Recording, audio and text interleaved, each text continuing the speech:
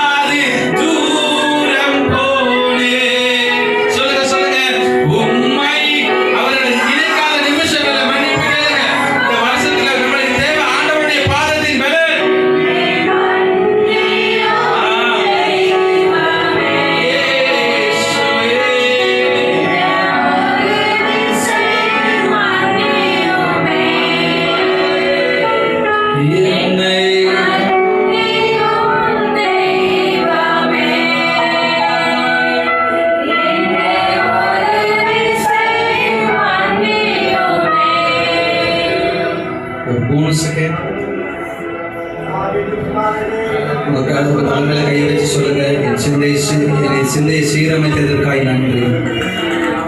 உலகத்தை குறித்து நான்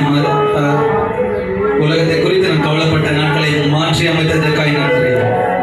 தெய்வத்தை குறித்த சிந்தையை வந்ததற்காய் ஸ்தோத்திரம். என் இருதய பாரத்தை அல்ல, தேவ இருதய பாரத்தை அறிந்து கொள்கிற ஒரு சீரமைப்பு எனக்குள்ள நடக்கிறதுக்காய் ஸ்தோத்திரம். என் ஆவியை குறித்து, என் சரீரத்தை குறித்து இல்ல, தேவ சரீரத்தை குறித்து, தேவ சரீரமாகிய சபையை குறித்த ஒரு பாரம், அடுத்த மனுஷனை குறித்த பாரம், அழைத்து போகிற ஜனங்களை குறித்த பாரம் எனக்குள்ள இப்போ உண்டாகிறதுக்காக ஸ்தோத்திரம்னு சொல்லுங்க. கர்த்தர் ஒரு சீரமைப்பை வைத்திருக்கிறார் சிஸ்டர்.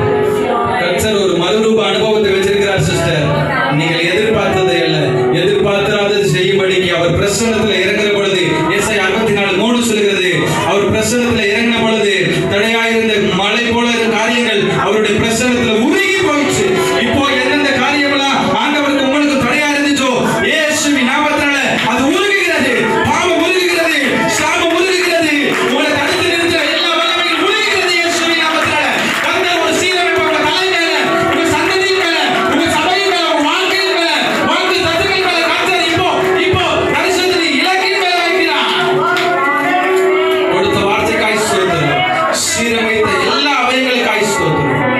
சிறியோர் முதற்கொண்டு பெரியோர் வரையும் ஒவ்வொருடைய இருதயங்களும் உணரப்பட்டதற்காய் ஸ்தோத்திரம். ஆண்டவரே, இந்த வருஷத்துக்கு கடைசிகளை நன்றி உள்ளவர்களாய் மாற்றியதற்காய் ஸ்தோத்திரம். நன்றியற்ற சனங்களை எல்லாம் மாற்றி அமைத்ததற்காய் ஸ்தோத்திரம். சீரமைப்புகளுக்காய் ஸ்தோத்திரம். எங்கள் காலத்தை ஜெபிக்கும் நல்ல பிதாவே, ஆமென்.